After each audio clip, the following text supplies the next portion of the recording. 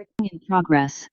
여러분 안녕하십니까? 반갑습니다. 오늘은 하나님의 말씀을 가인과 아벨의 제사 이 제목으로 보도록 하겠습니다.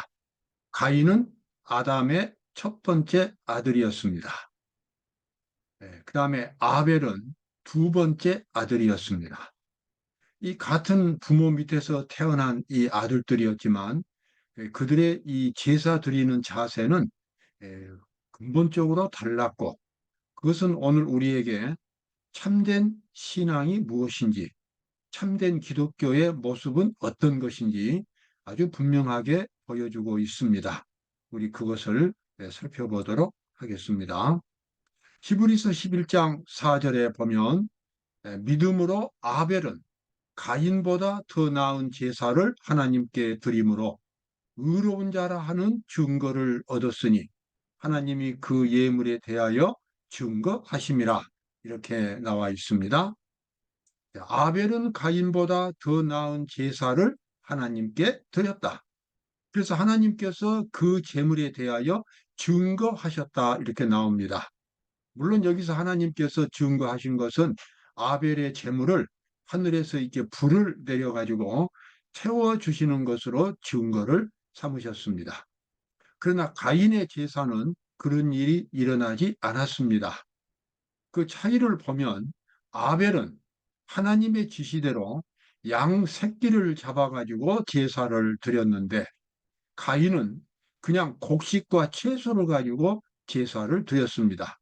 왜냐 그러면 가인은 곡식과 채소를 재배하는 농부였고, 아벨은 그 목축업을 하고 있었습니다.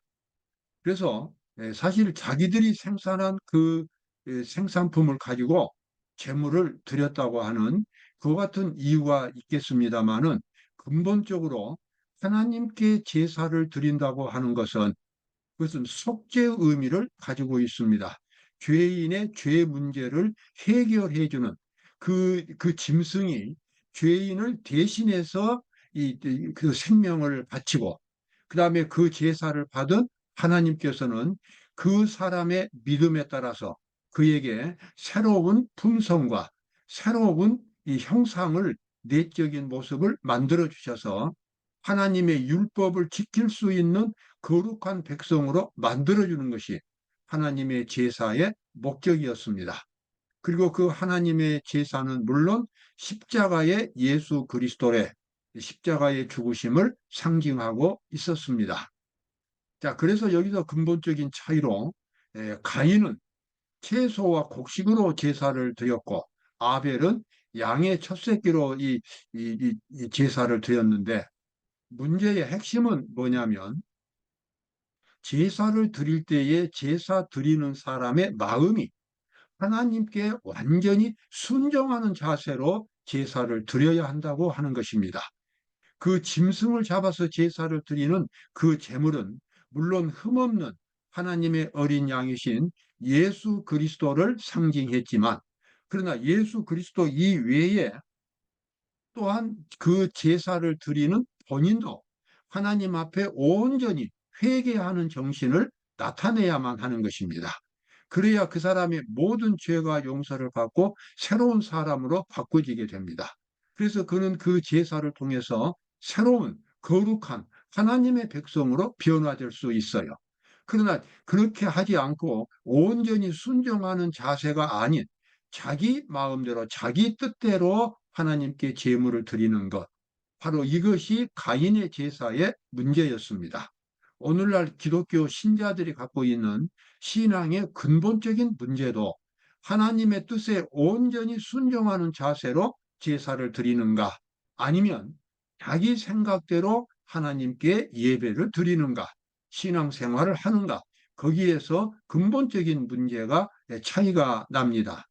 하나님의 뜻대로 온전히 순종하는 제사를 드린다면 그 예배와 제사를 통해서 분명히 하나님의 거룩한 백성으로 변화될 수 있습니다. 그러나 그러한 정신이 없이 자기 뜻대로 이 예배를 드리고 신앙생활을 한다면 아무리 신앙생활을 오래 해도 사람이 변화되지를 않습니다. 여기에 근본적인 기독교에 그러한 차이가 생기겠습니다. 자, 부조와 선지자 72, 73쪽에 나와 있는 말씀입니다. 가인과 아벨은 종말 때까지, 세상 끝까지죠. 종말 때까지 이 세상에 있을 두 부류의 사람들을 대표한다. 한 부류는 죄를 위하여 지정된 희생을 이용하지만 다른 부류는 자신들의 공로를 감히 의지한다. 여기서 자신들의 공로라고 하는 것은 자기 생각, 자기 뜻이라고 하는 것입니다. 하나님의 뜻에 완전한 순종이 없다는 것입니다. 그래서 정말로 이 죄인이 겪어야 할, 경험해야 할 가장 근본적인 중요한 것인 이 변화를 경험하지 못합니다. 하나님의 의를 지식으로만 알고 있지 실제로 그것이 생명을 변화시키는 그와 같은 능력을 경험하지를 못합니다. 그래서 아무리 신앙생활을 오래 해도 사람이 변화되지 않는다고 하는, 기독교 신자가 변화되지 않는다고 하는, 그래서 그 본성에 있어서는 하나님을 안 믿는 사람과 똑같다고 하는 이러한 모순된 모습을 기독교 신자들이 나타낼 수 있습니다. 두 부류의 사람들입니다. 그래서 아벨처럼 하나님께 제사를 드리는 그런 신자들이 있는가 하면, 가인처럼 자기 마음대로 하나님께 제사를 드림으로 진정한 의미에서 그리스도의 의에 도달하지 못한 그러한 신앙인들이 있겠습니다. 전적으로 그리스도를 의지하는 참 신앙은 하나님의 모든 요구에 순종함으로 나타날 것입니다. 그래서 정말로 진정한 그리스도의 의를 경험한 사람은 하나님의 뜻에 온전히 순종할 수 있게 됩니다. 그런데 반대로 아담의 시대로부터 현재에 이르기까지 대쟁투의 쟁점은 하나님의 율법에 대한 순종의 문제에 관한 것이었다. 그래서 자기 마음대로 하나님의 이 제사를 드리지 않는 사람은 내면적인 변화를 경험하지 못했기 때문에 하나님의 율법과 일치하지를 않습니다. 그래서 순종할 수가 없습니다. 겉으로는 하나님의 백성이지만 속으로는 불신자들과 같은 모습으로 남아있게 됩니다. 이것이 그리스도인들이 빠질 수 있는 율법주의, 형식주의, 바로 이 기관주의, 이와 같은 신앙의 모습입니다. 우리는 그러한 신앙의 모습에서 결코 함정에 빠져서는 안 되겠습니다. 아벨은 여기 기독교의 깊은 신앙을 경험했죠. 그는 흘려진 피를 통하여, 자기가 잡은 짐승의 그 피죠. 흘려진 피를 통하여 미래의 희생, 즉 그리스도께서 갈바리의 십자가에서 죽으시는 것을 바라보았다. 아벨은 정말 예수님께서 이 땅에 오시기 약 4천년 전에 아담의 아들이었지만, 그러나 그는 하나님의 그 지정해 주신 그 제사를 통해서, 순종하는 마음을 통해서 그의 마음속에 성령의 감동하심을 받았고, 성령의 감동하심을 통해서 그 피의 의미를 깨닫게 되었습니다. 그 피의 의미는 장차 정말 어떤 구세주께서 오셔가지고 자기의 죄를 대신해서 속죄해 주시는 그와 같은 거룩한 모습을 깨달았다고 하는 것입니다. 그리스도께서 갈바리의 십자가에서 죽으시는 것을 바라보았다. 그리고 그곳에서 이루어질 속죄를 의지함으로 그는 의로워졌으며 그의 재물이 받으신 바 되었다는 증거를 얻었다. 여러분, 참된 신앙, 참된 예배는 그리스도의 십자가의 능력을 경험하는 것입니다. 진실로 그의 모든 죄가 씻겨지고 용서를 받으면서 그의 마음속에 생명의 변화가 있어야만 되는 것입니다. 그래서 예배를 드림으로써 새로운 하나님의 사람으로 바꾸어지게 됩니다. 그것이 예배의 진정한 목적이 되겠습니다. 그래서 아벨의 거룩한 생애는 사람이 하나님의 율법을 지킬 수 없다는 사탄의 주장을 반박했습니다. 아벨은 그리스도의 사랑에 감동되었고, 그래서 그의 모든 말과 생각과 행동이 그리스도의 사랑의 정신으로 변화되었습니다. 그러다 보니까는 하나님의 율법에 자연적으로 순종할 수 있게 됩니다. 여러분, 이것이 모든 그리스도인들이 경험해야 할 하나의 공식입니다. 믿음으로 말미암아 그리스도의 의를 받아들여서, 즉 그리스도의 생명을 받아들여서 그리스도의 형상으로 변화된 사람은 그리스도께서 주시는 모든 율법, 하나님의 모든 뜻에 진정으로 기쁨으로 순종할 수 있는 사람으로 변하게 됩니다. 사탄은 하늘에서부터 하나님의 율법은 지킬 수 없다라고 주장했고, 그래서 수많은 천사들을 속였고, 오늘날도 수많은 그리스도인들에게 그와 같은 속임수를 가지고 율법이 없는, 순종이 없이 믿음만 강조하는 그러한 신앙을 가르치고 있습니다. 사단의 은밀한 계획입니다. 금식, 고행, 외식 이런 것들이 진실한 회개가 없이 시행된다면 이런 것들은 아무런 가치가 없다. 그리스도의 용서는 단지 죄에 대한 용서뿐만 아니라 마음과 정신이 새롭게 되는 것이다. 자, 우리가 예수님 앞에 나아가서 모든 죄의 용서를 받고 그리스도인이 되었다면 바로 그것은 우리의 사법적인, 그냥 말 어떤 형벌적인 것, 어떤 그것만 면제되는 것이 아니라 정신과 그다음에 그 사람의 인격이 하나님의 모습으로 바꾸어지는 근본적인 변화를 경험하게 됩니다. 바로 그것이 그리스도의 용서입니다. 그런데 이러한 용서를 경험하지 않고 금식 기도하고 예배 드리고 헌신하고 자꾸 이렇게 하는 것은 성경에 보면 하나님을 고통스럽게 하고 하나님을 피곤하게 한다라고 말합니다. 우리는 그와 같은 율법주의에 빠져서는 안 되겠습니다.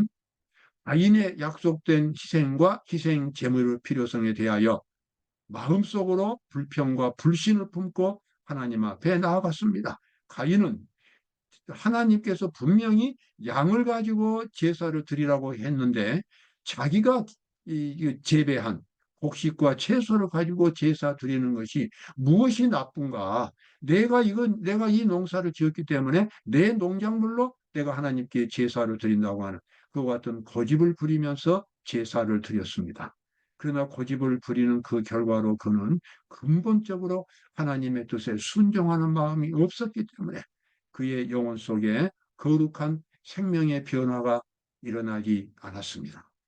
그래서 결국 어떻게 됐습니까? 신약 성경 요한일서 3장 12절에 보면 가인같이 하지 말라. 가인같이 그런 신앙생활하지 말라는 것입니다. 저는 악한 자에게 속하여, 그래서 악한 자는 사탄입니다. 사탄의 정신 속에 사탄의 정신이 가인 속에 있었습니다. 왜 그렇습니까? 변화받지를 못했어요. 그의 제사를 통해서 그의 모든 죄가 용서되고 하나님의 거룩한 사랑의 정신으로 변화되어야 하는데 그런 변화가 일어나지 않았습니다. 그 결과로 어떻게 했습니까? 그 동생 아벨을 죽였습니다. 그 아우를 죽였으니 어찐 용거로 죽였느냐? 자기의 행위는 악하고 그 아우의 행위는 의로움이니라. 하나님께서 아벨의 제물은 받으셨으나 자기의 제물은 받지 않았기 때문에 그에 대해서 시기하고 질투하고 나중에는 들판에서 그의 동생 아벨을 죽이는 참극이 일어나게 되었습니다. 그의 종교가 얼마나 허망한가를 우리에게 말해주고 있습니다. 여러분, 아무리 하나님께 열심히 제사를 드려도 진정으로 거룩한 정신적인 변화를 경험하지 못한다면 그것은 아직도 진정한 예배가 아닌 것입니다. 진정한 신앙이 아닌 것입니다. 그리스도의 거룩한 정신으로 새로운 사람으로 태어나야만 그 믿음이 구원에 이르는 믿음이 되겠습니다. 마지막 때 사탄은 수많은 그리스도인들에게 우상 숭배를 강요합니다. 요한계시록 13장 14절에 보면 짐승 앞에서 받은 바 이적을 행함으로 땅에 거하는 자들을 미혹하며 땅에 거하는 자들에게 이르기를 칼에 상하였다가 살아난 짐승을 위하여 우상을 만들라 하더라. 여기 나와 있는 짐승, 또 뭡니까? 칼에 상하였다가 살아난 짐승. 오늘날 기독교, 천주교 수많은 종교들을 지금 나타냅니다. 그런데 여기 지금 제일 마지막에 나와 있는 말씀이 뭡니까? 우상을 만들라 하더라. 여러분, 우상이라고 하는 것은 뭡니까? 사람이 만드는 종교가 바로 우상입니다. 사람이 그래서 그것이 어떤 돌로 만들었던 나무로 만들었던 또는 지식으로 만들었던 심지어 성경으로 만들었던 진정으로 하나님의 뜻에 순종하려는 그와 같은 확고한 결심이 없다면 속에서 내면의 영적인 변화가 일어나지 않습니다. 그런데 순종하려고 하면은 무엇이 앞에 있어야 되겠습니까? 하나님의 율법이 있어야 합니다. 하나님의 뜻이 있어야 합니다. 십계명은 하나님의 뜻을 말해주는 아주 일목요연한 하나님의 율법입니다. 그리고 십계명을 자세하게 풀어놓은 책이 바로 성경에 나와 있는 모든 가르침입니다. 예수님의 산상보훈도 이 십계명을 풀어서 설명해 놓으신 겁니다. 그런데 마지막 때에 사탄은 이 우상을 만드는 종교를, 기독교를 우상 종교로 만들었습니다. 그것은 바로 율법이 없는, 믿음으로만 구원받는다고 하는, 믿으면 그냥 천당 간다고 하는 아주 달콤하면서도 매혹적인, 그러나 허망한 그런 기독교를 가지고 수많은 사람들을 속이고 있습니다. 여러분, 그것이 바로 우상 종교인 것입니다. 우상 종교, 정말 공통점이 있습니다. 그 앞에 어떤 대상을 놓든지, 이슬람교든지 또는 인도의 수많은 힌두교나 이런 종교든지 토속 종교든지 전부 공통점이 있어요. 그 공통점은 뭡니까? 사람이 변화될 수 없다고 하는 것입니다. 그래서 거기다가 힌두교를 넣으면 힌두교 종파가 되고, 그 다음에 또 이슬람은 또 이슬람 종교가 되고, 간판만 다릅니다. 근본적인 문제는 같은 것입니다. 우리 기독교도 심지어 성경 이사야 66장이나 1장이나 또 마태복음 15장에 보면 기독교 성경을 믿는 기독교로 할지라도 진정으로 하나님을 믿는 하나님의 말씀으로 변화되는 그와 같은 경험이 없다면 역시 우상 종교와 같은 것입니다. 하나님을 믿는 궁극적인 목적은 우리가 거룩한 사람으로 변화가 되는 것입니다. 그래서 하나님의 뜻에 일치한 사람으로 바꿔지는 것입니다. 그것이 믿음으로 말미암은 의의 목적입니다. 그런데 그런 것이 없이 그저 믿음만을 강조하고 사랑만을 강조하는 그와 같은 종교가 마지막 때 수많은 그리스도인들을 속이고 있는 우상 종교가 되겠습니다. 그래서 여기 요한계시록 14장 8절 여기 셋째 천사 중에서 둘째 천사가 이렇게 말합니다. 또 다른 천사 곧 둘째가 그 뒤를 따라 말하되 무너졌도다 무너졌도다 큰 성 바벨론이여 모든 나라를 그 음행으로 인하여 진노의 포도주로 먹이던 자로다 하더라. 여러분, 포도주 술을 마시면 정신이 오락가락합니다. 완전히 미치거나 돌아버린 사람은 아니지만 초점이 없습니다. 마찬가지로 마지막 때에 하나님의 율법이 없는, 율법에 대한 진정한 순종이 없고 그래서 회개를 경험하지 못한 신자들은, 그리스도인들은 하나님을 믿으면서도 구원이 무엇인지, 심판이 무엇인지, 이 세상의 종말이 무엇인지 다 알지 못합니다. 그저 그냥 모든 것이 다 애매모호한 그런 상태 속에 빠지게 됩니다. 이런 모든 원인들은 하나님의 율법을 폐기했기 때문에, 하나님의 율법에 대한 믿음이, 순종이 없기 때문에 일어난 현상들입니다. 우리는 그러한 마지막 때의 이 바벨론의 종교에 빠져서는 안 되겠습니다. 세천사 기별은 하나님의 율법에 순종할 수 있는 진정으로 회개한, 그래서 자아가 깨어지고 하나님의 의가 자신 속에서 살아남는 획기적인 변화를 경험하도록 강조하는 기별이 마지막 때의 세천사 기별입니다. 그 세천사 기별은 정확하게 우리로 하여금 하나님의 구원을 경험하도록 만들어 줄 것입니다. 바로 그것이 아벨의 제사였고, 자기 마음대로 하나님을 믿고 의지하는 것이 가인의 제사였습니다. 여러분, 오늘도 기쁜 하루가 되시기를 바랍니다. 감사합니다.